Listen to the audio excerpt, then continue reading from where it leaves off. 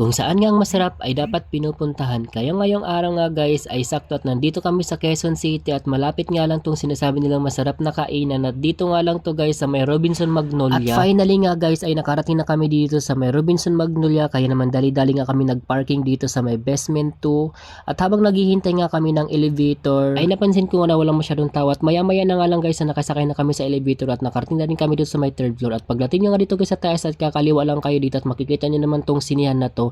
At dire-diretso nyo lang guys hanggang sa makarating kayo sa dulo. At finally nga guys ay nandito na nga kami sa loob ng hot pot station at ganito nga kaganda yung setup nila dito at ganito kaluwag. At ito nga yung mga pagkain nila dito guys, kayo na lang at mamili dyan at andi lahat yan. At meron pa nga silang mga menu dun sa may logbook nila. Tatawagin mo lang sila para umorder ka. At meron nga rin silang only ice cream dito guys, dalawang flavor ng strawberry at saka chocolate. At ito naman yung mga sauce nila guys at kayo na nga lang daw bahala magtimpla dyan at may nakalagay naman dyan kung paano magtimpla.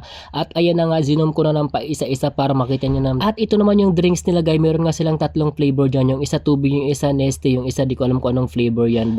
Basta naiinom yan. At ito na nga yung hinihintay ng lahat, ang kainan na. Ayan nga guys, kakain na ako dyan. At ayan, chopstick pa ko no. Pero hindi naman pala marunong gumamit. Kaya ang ending, nagtinidor din ako dyan. At ang ginawa ko nga dyan guys, ay panainom ako ng drinks na malamig. Dahil nga sobrang init at lagi ako napapaso dyan. At habang kumakain nga ako ng ice cream dyan guys, ay nakita ko tong building na to kaya hindi ko mapigilang i-zoom yan. At ang dami na nga palang talaga nakasampay dun sa may pinakataas ng building na yan. Kanino kaya yan? Baka naman lipa rin ng hangin, ang lakas pa naman ng hangin ngayon.